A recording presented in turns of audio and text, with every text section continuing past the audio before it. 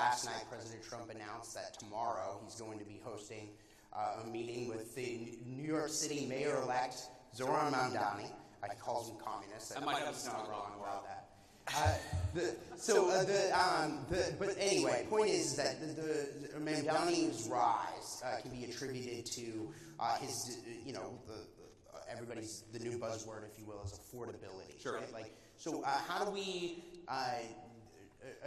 people out there feel like they're, the economic situation isn't that great. Look, we're 10 months to the day here since the inauguration. But they want to see more. They want to see more action. We've seen a lot of steps you guys have taken. A lot of people are putting a lot of faith in what Secretary Bessent is saying, that the first half of next year the economy is going to boom because of the policies you guys have enacted. What's your message to those out there who feel like they haven't seen that gain? Yeah, well, first, Matt, the government shutdown didn't help, to be clear. And I do think that actually pumped the brakes a little bit on all the great economic news that we were seeing. And look, the Democrats, our attitude was, why are the Democrats doing this?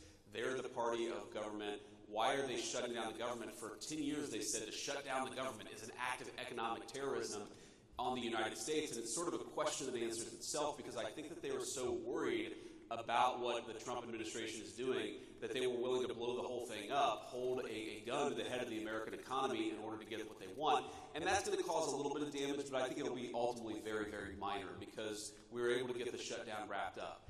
And I guess my message to the American people who are still feeling like things are unaffordable, who are still feeling like things are rough out there is look, we get it, and we hear you, and we know that there's a lot of work to do. There's a lot of wood to chop, because the Biden administration put us in such a very, very tough spot. And the way that I think about this is it's always helpful to take this from the abstractions to the actual real things that people are worried about. So take, for example, a dozen eggs. I'll never forget this. It was one of the very first, maybe the single first press conference that the president had done since he had started his second term. And some reporter, probably from ABC, yells at him and says, "What have you done about the price of eggs? The price of eggs are up 300% over the past 3 years." And it's like, it was January the 23rd.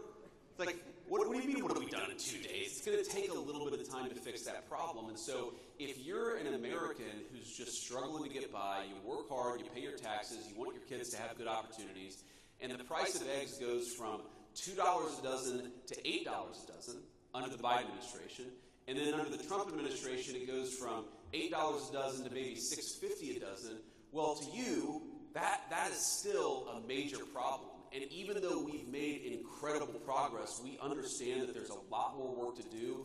And the thing that I'd ask for the American people